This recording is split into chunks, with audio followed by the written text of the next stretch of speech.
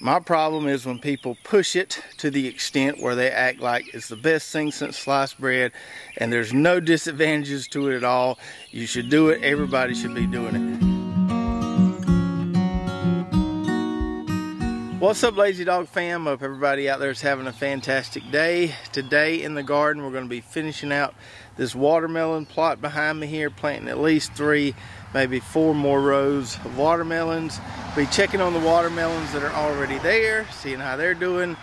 Then we're going to go try to harvest another row of our softneck garlic. I think we have another row that's ready.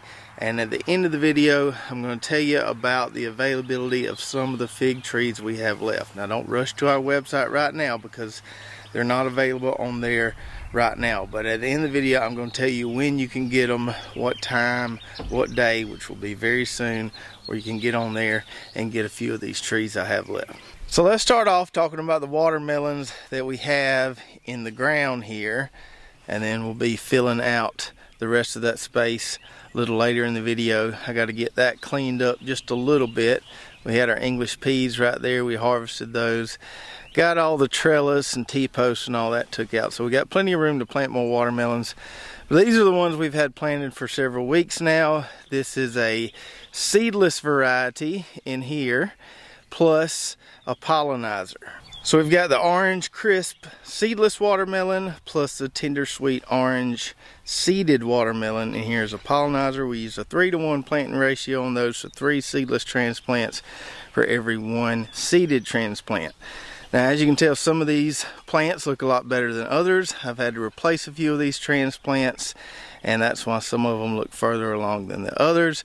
We'll talk about why some of these transplants didn't make it in just a minute, but the ones that were planted here initially are starting to vine out and look pretty good. So let's talk about why some of these transplants have been a little slow to get going and why some of the first round of transplants didn't quite make it as it relates to this no-till plot here. So I have a little bit of a love-hate relationship with this no-till gardening technique. I like it, I sometimes love it, but I think 3 plots is probably enough of it.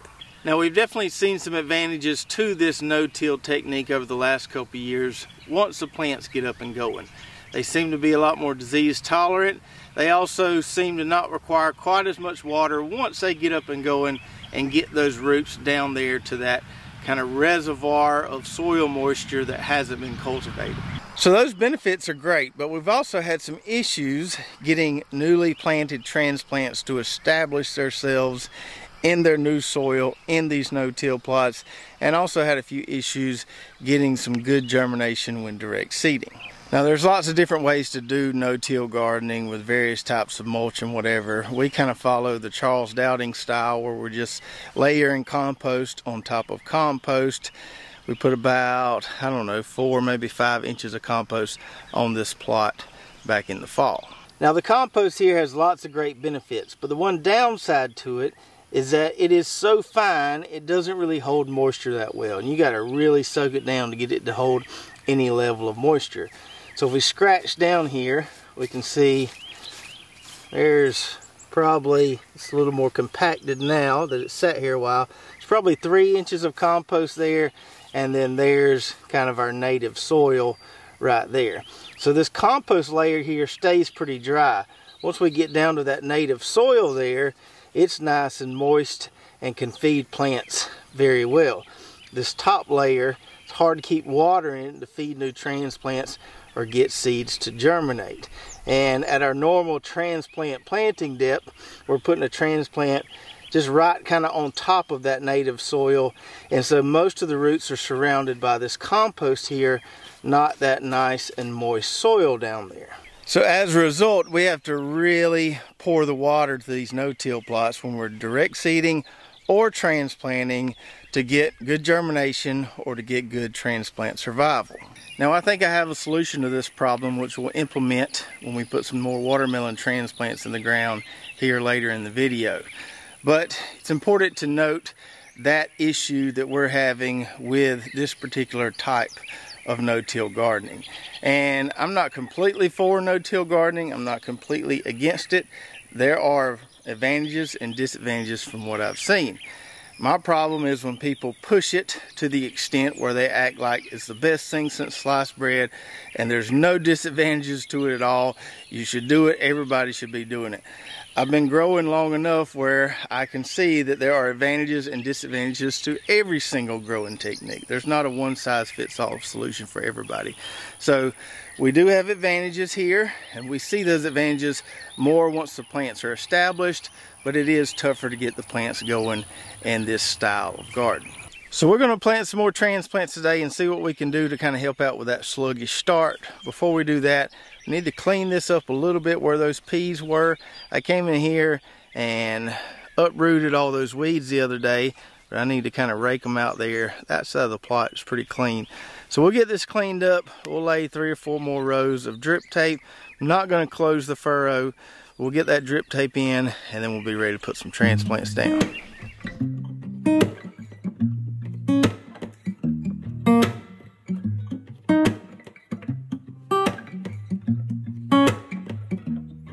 Yeah, your heart is a sun, and it shines as it opens. Well, your heart is a sun, and it shines as it opens. Yeah, your heart. All right, so we got that cleaned up there. We got 3 furrows made, not quite equidistant, but close enough. Put some 10-2-8, some Nature Safe 10-2-8 in those furrows. Got some of that good P1 drip tape laid in there. Got it hooked up, got the water turned on. Now let's go to the greenhouse and grab our plants that we're going to be putting here. So we've got these Alibaba transplants right here, which look ready. And I pulled one out the other day, looked like it had a nice developed root ball. So I think we're going to do 2 rows of those, but we laid 3 rows of tape. So over here, cross over those pitiful looking pumpkins and those herbs we need to plant. We still have some of these tender sweet orange transplants that still look really good. So I think I'm going to put in 1 more row of just those in addition to the 2 rows of Alibaba. So even though these tender sweet orange transplants here are a little root wrapped and been in the greenhouse a while, I think we'll still give it a go, put them in the ground, see what happens.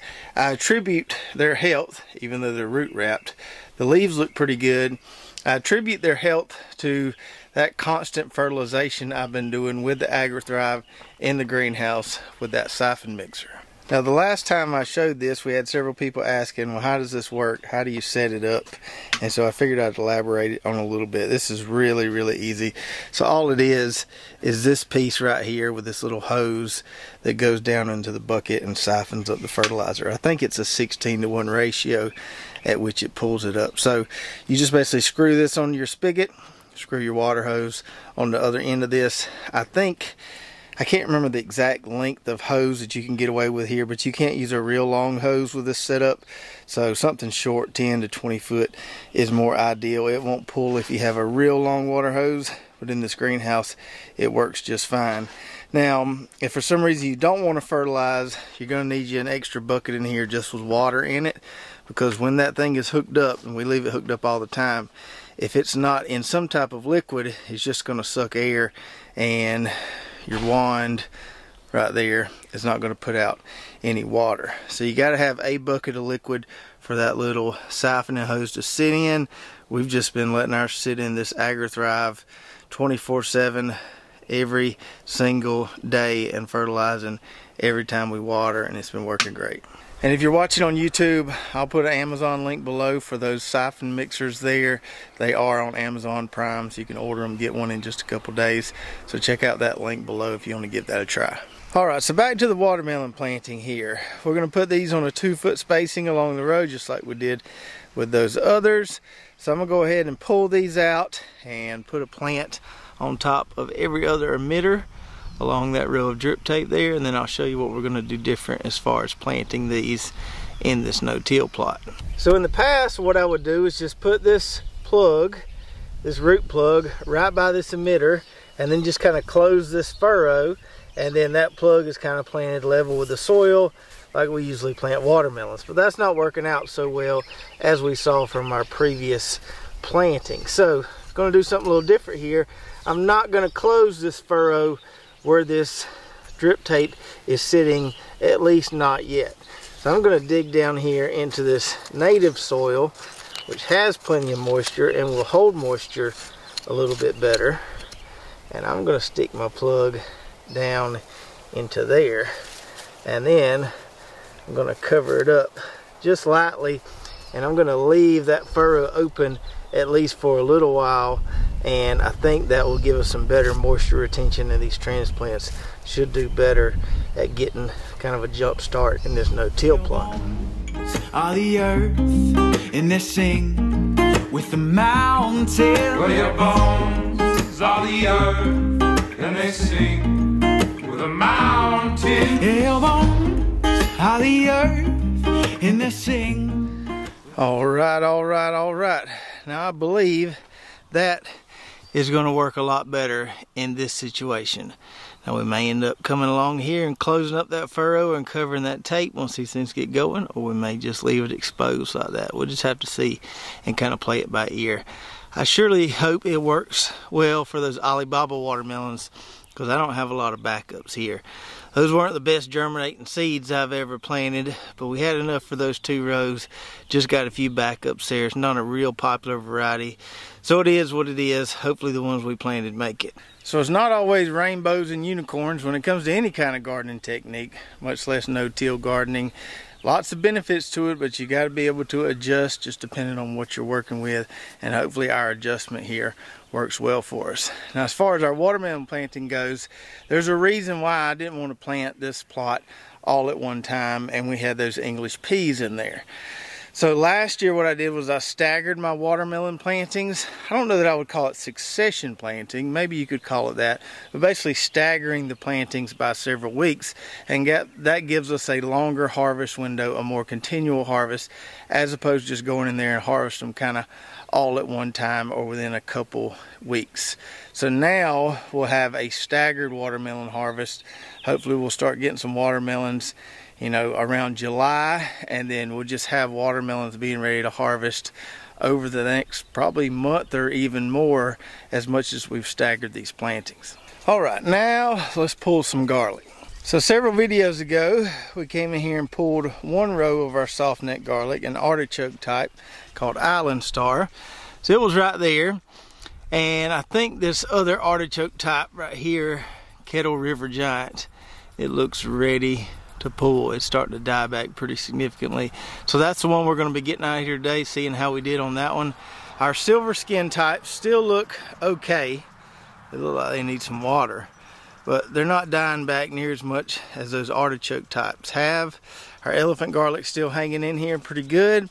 I came out here yesterday and cut all the scapes or flower heads off those. You can see right here where I cut one of those off. Looks like I may have missed 1 or 2 out there, so I'll get those later. But I've been trying to be proactive about cutting those off, because they'll make a little bigger head if we can cut those scapes or flower heads off. So let's pull up this Kettle River here and see what we've got. Now this one right here at the beginning of the row, it's already fallen completely over.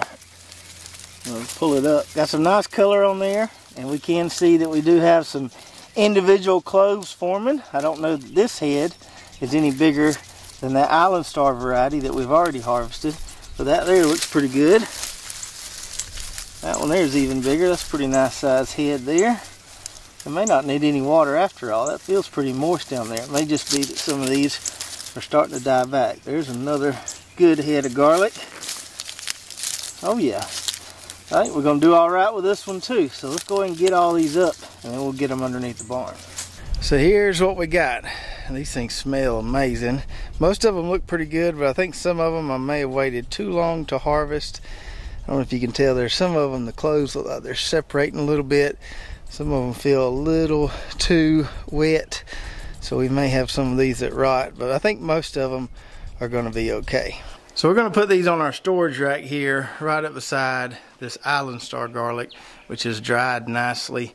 Most all of the greenery there is nice and crispy now, so I like what I'm seeing as far as how that variety is storing so far. Still got a lot of onions here. These are the sweet onions that we let cure out in the sun, so we can see the stems on those are nice and crispy. Now down here, I had to do a little something different with these. So I had pulled them, set them out in the sun, and then the next day it was going to come a flood, and I had to get them out before they had dried completely. So if you don't have the time or the weather to let them cure out in the sun, you can just put them on a rack like this and they will eventually dry. We can see they're starting to dry pretty good. Now this process is a lot slower than if we just leave them out in the sun a few days, but this will work. Now once these do dry out completely, then we can lay them in here a little tighter like we have these.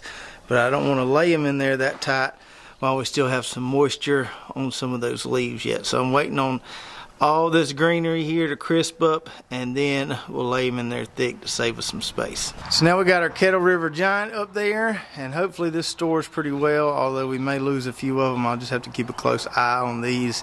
If we see one getting squishy, we'll get it out of here so it doesn't affect the rest of them. Now from what I remember with this Island Star garlic, how it smelled versus how this Kettle River smells, this Kettle River smells like it's going to be a little more of a spicier garlic than this Island Star. We won't know for sure until we taste it, but it smells spicier. And if any of you have ever grown either of these varieties, let me know if that's something you noticed too.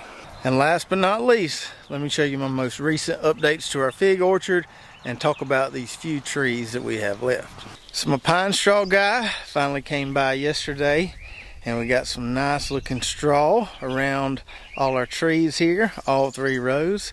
And man, I'm liking the way this is looking now. It should help out a good bit with our weed suppression between these trees. It's a little wider than I wanted it, but I'll take a blower and kind of blow this in and make it a little more narrow. It's a little more wide than it needs to be for these trees, which aren't that wide, and I usually keep them pruned so they're not reaching too far out here into these aisles where I mow. And we're already starting to see some little figs on some of these. This tree right here hasn't been planted very long at all, but it looks like we may get a chance to give it a try sooner than later. And inside the greenhouse here, this is what we have left to offer to you who missed the first sale. 10 or so trees left from the 100 or so that we started with. So what I've got here, I've got 2 LSU Golds, I've got 2 Canadrias, I've got 2 LSU Tigers, I've got 1 Mary Lane Seedless, 1 Black Malta, 1 Olympian, and 1 Janeri. So a good little mix there, but only 1 or 2 of each variety, so you're gonna have to act quick. So here's how we're gonna do this. Now this video is airing on a Friday night, and I don't have these on the website yet. This week was our anniversary, so tonight me and Brooklyn are going to watch the new Doctor Strange movie. But in the morning, Saturday morning at 8 a.m. Eastern, I will have these 10 trees available on our website. So 8 a.m. Eastern, go get them. There's only 10 of them. I'm sure they'll go fast, but hopefully if you missed the first sale, you'll be able to get at least one this time. And so once those 10 are gone, that's all we'll have until next year. But we'll be growing a lot more next year, a lot more trees, a lot more varieties. I'm aiming for somewhere between 500 and 1,000 trees. I've already been talking with a guy who's got a big greenhouse a town away from here, and we're going to partner together so I'll have plenty of space to grow a lot more trees next year. So it's good to get another row of that garlic pulled today, hopefully not too late. Also good to get those watermelons in the ground to kind of help wrap up all this spring planting. It feels like we're never going to get done. So got a few more things we got to plant. We got some okra transplants we got to put in the ground. I got to get a few more of those fire ring raised beds to plant some of these herbs in. And of course mid to late May we'll be putting our sweet potato slips from Steel Plant Company in the ground as well. If you're watching on YouTube, make sure to check out our affiliate links below. A lot of great companies that we use in our gardens here at Lazy Dog Farm. We even got some coupon codes for some of those companies so you can take advantage of those discounts. Don't forget to go check out our website, lazydogfarm.com, where we've got those 10 figs in the morning. We'll also have our garden blog there, recipes, recommended products, all kind of good stuff. If you did enjoy this video, make sure to subscribe, hit that notification button, like and share, and we'll see you next time right here at Lazy Dog Farm. Oh, farewell. By the beauty of your life.